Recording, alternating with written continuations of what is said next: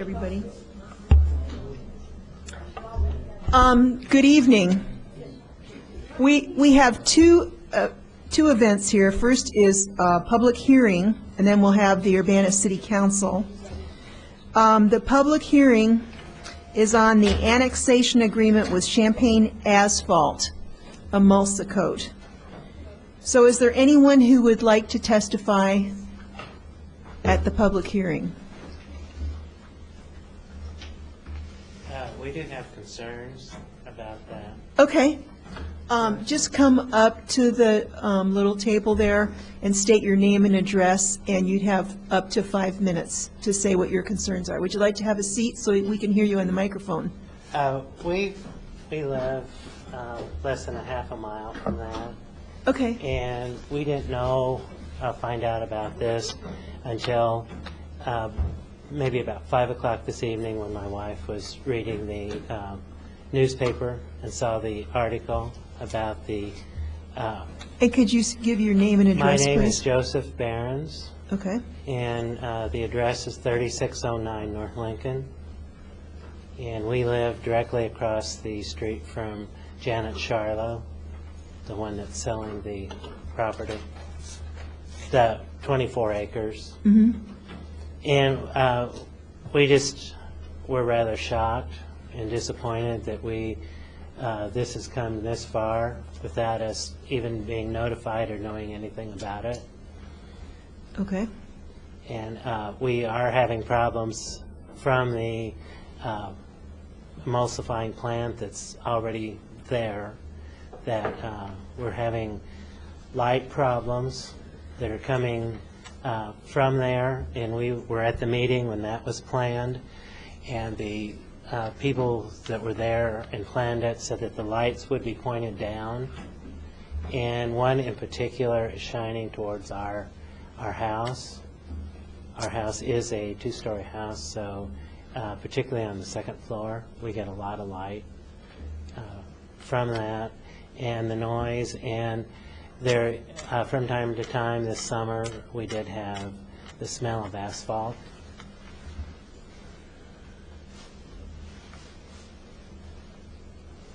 I think this is an annexation agreement. I'm not sure that is that going to change the activity there? Would anyone like to comment on that? Robert Myers, our planner. Sure. The annexation agreement on the agenda this evening, it does include a provision to rezone the property from county agricultural to city industrial, and it would also include a granting of a special use permit to operate an asphalt plant at that location. So it, yes, yes. Okay, are there any questions? Yeah. Okay, Mr. Roberts. All right. It seemed to me, I guess, that consolidating a lot of our asphalt industrial kind of business in one location, which is at the north end of Lincoln Highway along a railroad skirting, would seem logical. It was there is property already there that is in that has that business at the end of the cul-de-sac on North Lincoln Road, and there is also I think thoughts in the future of more of the emulsa coat business property and production possibly migrating up into that strip along that expressway or the railroad right away as well. Your concern, this is your home, is that correct? That's right. That's your home. And is your main concern the light shining and also the odor at certain times of the year? That's the major concern. I realize the land has already been sold. I think one of my concerns is I would have liked to have been notified. Uh-huh. I mean, I really feel like that's negligent. of the city to do things like this without letting the neighbors know. There might be a distance requirement if, any buildings or houses within a certain number of linear feet or yards, I think the gentleman there in the green shirt said that Robert it was Myers. 200 feet. Mm-hmm. We're definitely beyond 200 feet, but we're maybe a quarter of a mile or half mile. We're probably the closest house. Mm-hmm. You're the nearest neighbor, right? In other words. Well, And, I mean, it's going to decrease the value of our home. mhm. I mean, Rob? that's, I guess there's two things I want to inquire about from that conversation. First of all, maybe the notification of neighbors. When it comes to an industrial site, do you think that we have adequate, maybe we ought to review our notification policy to at least make sure that adjacent property neighbors are notified? Right. Right now, we notify all properties within 250 feet by letter. We post the property, place an ad in the newspaper, and then we also send out for agency review. This doesn't help the neighbors necessarily, but just so you'll understand the process. We send certified letters to a fire protection district, send out notices to all the public agencies as well. And let's see, post the property, although in this case it probably wouldn't have helped because it's on a off of a cul-de-sac. So unless you drive down that cul-de-sac, you may not see necessarily the sign posted on the property. Now, what has helped in this case is because of some of the additional information that's come out, like the newspaper article. I think that's helpful too. And sometimes what happens is someone will see a notice, they'll get a notice, they'll see it in the paper, they'll tell someone else, and that's, to me, that's all part of the process of getting the word out, that it helps inform the public and they'll help inform neighbors and et cetera. So. could I make two comments? One is that we drove down that cul-de-sac to see if we could see the house, our house, and we were down the cul-de-sac, and that was within 2 weeks or a month, and we did not see a sign. Right. There might have been a tiny one, or it might have been past the cul-de-sac down on the farmland, but it was not obvious and it was not plain to see. And Mary Rose does read the paper every night. So if there was a notice there, she didn't see it. Okay. So I think something like this is something that the public should be made aware of. Sure, sure. And, I mean, just doing a tiny little sign really doesn't make it. And, when we live this close, the light and the smell and the other problems go a lot farther than your 200 or 250 feet. And I really think, I mean, there's two more neighbors that are right close. I have no idea if they know or not. I think, for one thing, I think you need more notice, to let the people in the area know, at least to expect it. But just one night to read the newspaper and find out this is coming, and we're already having problems with the plant that's there, and then you dump this on us, another 24 acres of it. I've got another comment then. This is not the first time that I've gotten inquiries about asphalt fumes from a processing plant, not necessarily at this location, but similar plant processes. I know that the Environmental Protection Agency is not, the state level Environmental Protection Agency is not being exactly super proactive in addressing complaints at this time. There may, do we have guarantees that, or can there be guarantees in any future development project with this property that they will have efficient scrubbing processes to eliminate emanated vapors and emissions?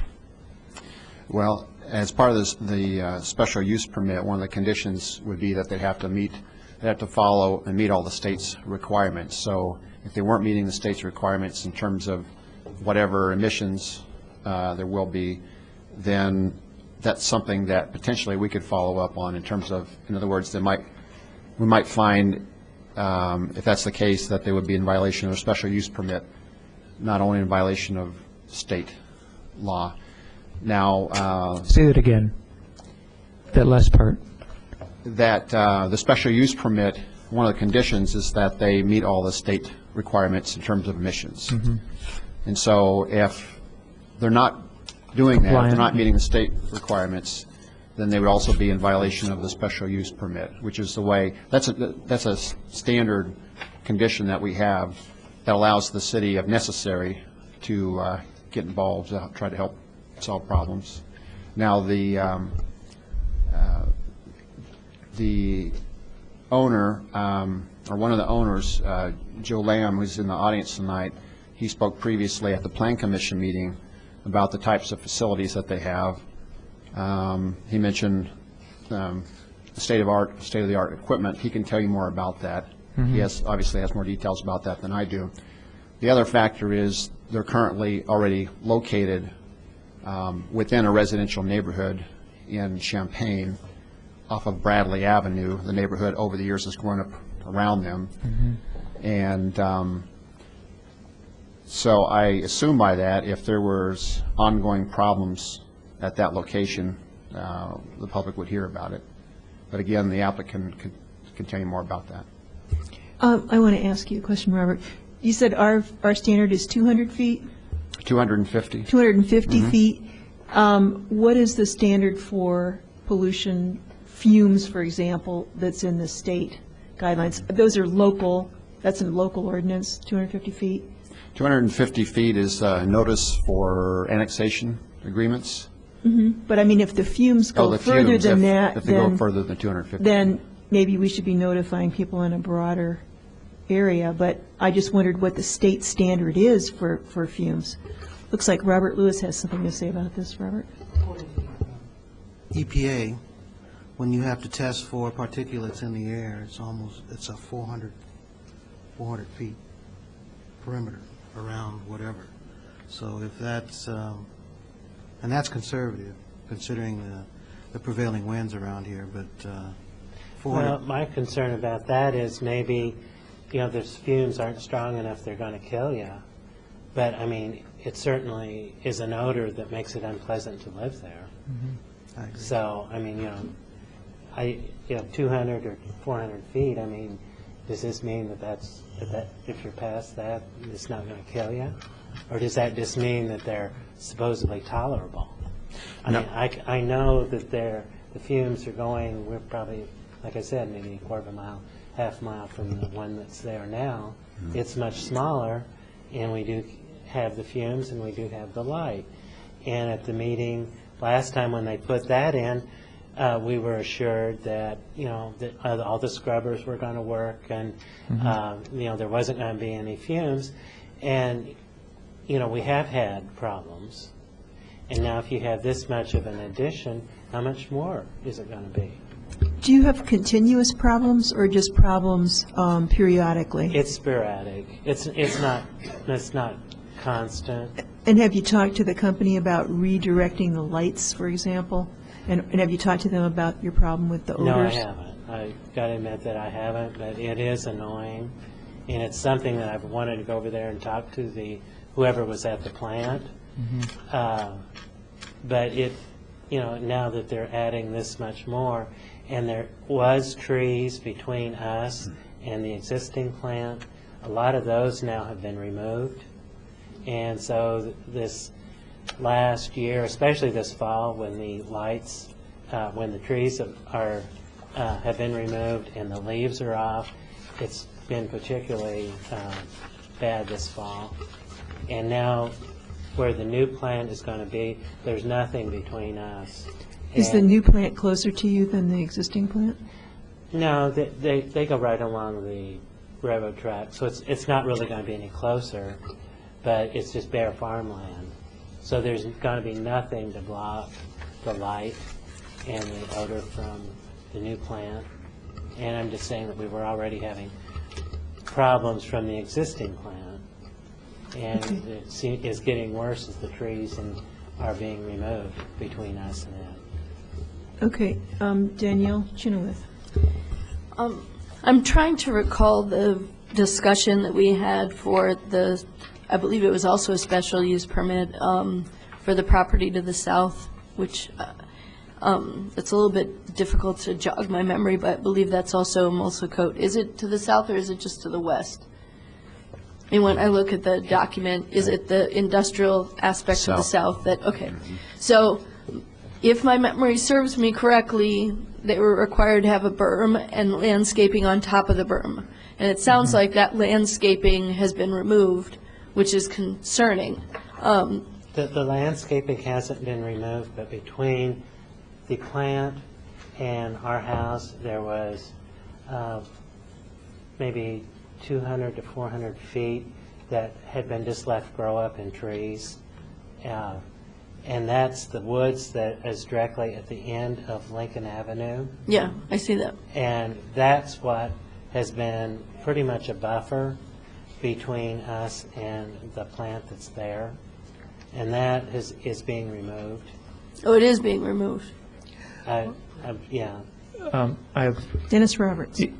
if that's, I'm not sure if it's the very same triangle, but there has been an issue on North Lincoln Drive where it makes it a curve, like an S-curve sort of site visibility, and this came before the Traffic Commission, that there was a concern because we've almost had accidents between cars, trucks, and school buses along North Lincoln Drive there at this curve, and one of the cited reasons was the inability to see. There wasn't a clear sight channel at the intersection. This is totally different than that. Okay. These woods are at the end of Lincoln Avenue. Mm-hmm. Where's your house on this diagram? Is this your home here in this corner? The woods that I'm talking about Are these? are right here, Uh-huh. and this is where we live. Okay. And the road where Lincoln Avenue, old Lincoln Avenue butts into Lincoln Avenue Is down here. is a right angle, Mm-hmm. and it is a horribly dangerous corner. Mm-hmm. It should have never been designed that way. Yeah. And the garbage trucks that go by very fast, and I've seen accidents almost happen. Okay. Probably if somebody gets killed there, then something will be done about it. Is that in the city? On the road? Yes, it was just within city boundaries, I believe. I mean, does this annexation bring it into the city, or is it already in the city? It's actually a different piece of property. I think for Lincoln, I don't know, Gail, do you have comments on that curve? Does that bring that into the city? Gail worked on North Lincoln, and while he's... Isn't Oaks Road the division? Yes, I didn't hear the question. The question was about the dangerous curve on Lincoln Avenue where there seemed to be some near accidents. Is that now in the city, or will it be in the city? It's in the city. Okay, so can we do something about that then? Traffic Commission asked that we go out and stripe the center line on the pavement, and then we've also been trimming back the trees at the intersection for better visibility. So we have taken some action at that corner based on Traffic Commission's recommendation. Put some curve signs up and things like that. Why was that corner designed like that? Because it comes in at a right angle, and it's just a very difficult corner to maneuver. It's very narrow. I mean, it was designed for an accident. Yeah. It's a terribly designed road. Mr. Roberts. My understanding is that in the future it's going to be redesigned as the extension up to what's that? Olympian Drive is progresses. But I understand that what you're talking about isn't actually the same location as far as the trees that were acting as a visual barrier between you and the property where the asphalt plant is right now. It's actually a different set of woods. I believe those trees that he's speaking of were purchased by University of Construction, and they're planning on that as an extension of their industrial park.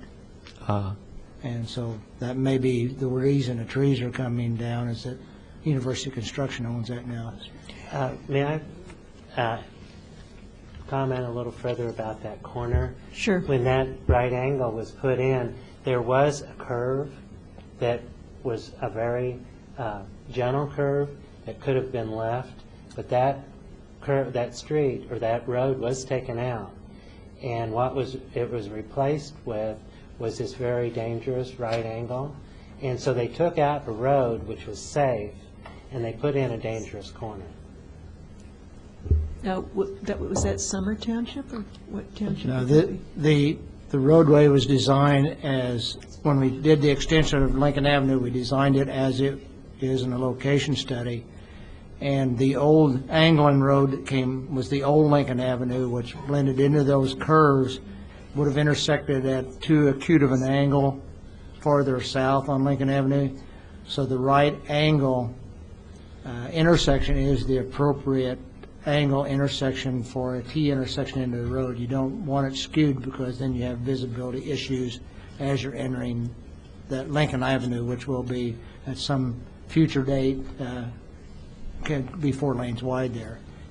And we also had to avoid the bridge at the intersection, so we had to go south of the bridge. So we believe that the 90-degree intersection is better than one at an acute angle where you're entering the road and having to look over your shoulder to enter the road.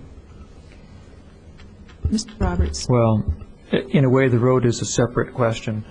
I think that it must be possible for the city to contact the owners of the asphalt company and direct them to realign their lights. And this is not the future asphalt company, but the existing one that you're complaining about today. And I think that also the city should check to see if the berm and the plantings on the berm have been carried out appropriately. It might be that shrubs have been placed on the berm rather than tall trees, which means that it might be important for you to plant trees on the west side of your property to block vision and possible odors too. We have planted approximately 300 trees already, Oh, you've done your share. and Okay. we have done what we can. The trees that are on top of the berm are probably about 6 foot. I mean, I haven't measured them, but They're new. after planting 300 trees, I know what a 6-foot tree looks like. Yeah. And so they're not exactly big trees, They will be in 20 years, but not today. but not today. But not today. Okay. Okay, hope we can get some of these difficulties worked out. Does anybody else want to say anything? Yeah, that the owner of the new property is in the audience, and maybe he could come and address future concerns. Would you like to come up? Or you want to say anything? I'd be happy to, if you have questions. At least you guys can meet. I would say that Exhibit C, I think in the packet that I got. Sure. I was just going through and it's a pretty good scale. My name's Joe Lamb, by the way. I'm Joe Barron. Would you state your name and address for the record, please? Sure, I'm Joe Lamb. I'm with Champaign Asphalt Company, and we're currently our office is at 1414 West Anthony Drive in Urbana. Okay, thanks. Which is kind of confusing, Champaign Asphalt in Urbana, but that's where it's been for some time. You could change the name. We spoke at that at Planning Commission last week, and it's under advisement. If you look at that Exhibit C, you can see that the emulsicoat ground is immediately south of the subject property. And you can see that they have the narrow strip that runs north along the railroad. Yes. Okay. The plan that we provided Robert and the city is on that side that's where the facility will be. Now, as part of our purchase agreement with the Squire Farm, we have a berm that will be lining our property as well on the east that we spoke about at Planning Commission, and also the planting of blue spruce or pines there as well. That's already in the purchase agreement with the Squire Farm. to talk about our asphalt plant. Just immediately south of the Emulsicoat site is our competition, and you can see at the very bottom next to the scale is where their property is. And their asphalt plant facility. Both their facility and our facility go beyond the state requirements, and that as members of the National Asphalt Pavement Association, they have Diamond Achievements Awards for environmental excellence in asphalt plants. While we're only required to have a wet wash or a wet scrubber on our asphalt plants, we have a self-contained dust control system called a baghouse on all of our asphalt plants. That has been a huge, huge benefit in the elimination of dust. Obviously, we've been on Oak Street since 1946. The neighborhood's grown up around us, and I would like, one of the things I'm most proud about is how we've been neighbors and have been able to communicate back and forth. Obviously, the light is something that's not just indigenous to this site. We've altered lights on our site there at Oak Street. We've modified the alarms on the end loaders when they back up, especially when we're doing night work. Obviously, you have to be careful because you can get an OSHA violation if the alarms aren't loud enough. So we've tried to work very hard with our neighbors and have done so since 1946. My family's been involved since then. I believe this is where your plan is right now. That's where the Emulsicoat facility is now, and I guess in talking about ours, and I'm glad you brought that up, because if you go to the north side and you take, which is your house? We live right here, which is directly west. Of the Emulsicoat site? Directly east. Okay, directly east, if you see And farmhouse. And see, this is the buffer, the trees that were Right. buffering our property. So you can see that really his house from our facility, what we're talking about tonight, is going to be in excess of 2,000 feet from where our asphalt plant's going to be. And I guess I wanted to point that out. Yeah, he's concerned about even though it is 2,000 feet, that he does have odors Sure. from time and- to time. So why, I mean, if it's decent most of the time, why do you have problems every once in a while? I think he's referring to Emulsicoat that's currently there. Oh, okay. Which is a liquid asphalt Right. storage facility. Right. We run okay. a hot mix facility, which is, relatively, I mean, I don't want to say odor-free, but I don't think that would be something that you would experience problems with. And I wanted to clarify that, too, because I think much of what he's referring to, I don't know how big the tanks are there at Emulsicoat, but they store many gallons of Now, do you various own products. Emulsicoat also? Do I own Emulsicoat? No, we have similar ownership with the same parent company. Okay, then I guess I need to be addressing, And I can, when we get, I can give you I his mean, number. it sounds like we're talking out of both sides of our mouth, but, I mean, my point is that the plant that's there now, and he says that they're owned by Almost good. similar Well, ownership. I'm here to talk about an annexation agreement for Champaign Asphalt. I'm sorry, I didn't know that we were talking about something else. Okay, well, he is talking about what's happening next to him, and he's concerned about another expansion making his life more difficult. So Right, and- that's the connection. Right, and I understand that, and I suppose, I know that we had mentioned before that no effort had been made to call Emulsicoat, and I'd be happy to give you the name and number of the person that runs that. Okay. And I would like that also. Sure. Okay, is there anything else? Did you want to say anything? Come on. Thank you. Thanks. And would you like to give your name and address? I'm to- Mary Atkinson, and I Okay. live at 3609 North Lincoln. And the one thing I'd like to add is that in the paper, it said that there had to be leeway given for the extra traffic that this plant is going to, that they talked about up to 400 trucks a day at that little on Saline Court there, which seems, I just don't know, that just seemed like an excessive number of trucks traveling on that little section of road.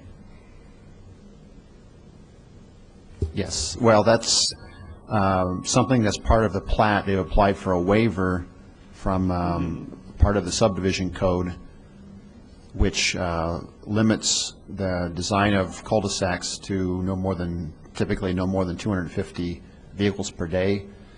And because this is an existing operation elsewhere, they know that it's going to, during peak periods, generate approximately 400 trucks per day. And Will so it kind of be over the length of the day, or day and night, or? the applicant can explain more about that, but my understanding is, like during the high season, when they're producing asphalt, that about 400 trucks per day, and they have limited hours that the applicant can tell you more about what the hours are. Because I know when the transfer station was put out there, you know, it was a concern about all the trucks, but it doesn't seem to be any particular problem, actually. So hopefully this won't either. So that's all I wondered. Okay. Dennis Roberts. Well, 400 trucks a day means about, in an 8-hour day, that's 50 trucks an hour. That's kind of hard to even imagine they'd be backed up down the road.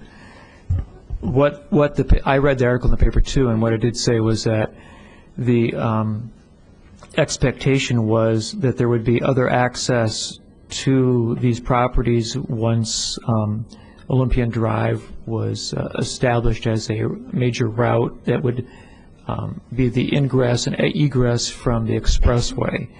Now, whether that's going to alleviate traffic, the quarter mile away to the east where your road entrance is, I don't know. But Olympian Drive is pretty much bottled up, and it's not exactly about to be opened next weekend. So we're talking about 5 years down the road or so. So it is a concern. That's where the road plan shows it going over Yeah. our house. That'll be the next thing to talk about. That's one of the road plans. And considering the fact that the university has already taken one of our houses from us, we're a little concerned about that. So that's why we're a little nervous about all these things when they happen. So, well, it's really great to hear, from the people who are being most affected by it, because without that we proceed blindly. So, I mean, I appreciate, of course, well, the interest. you can count on seeing us. Thank you very much. Thank you. Is there anyone else who would like to say anything at this hearing?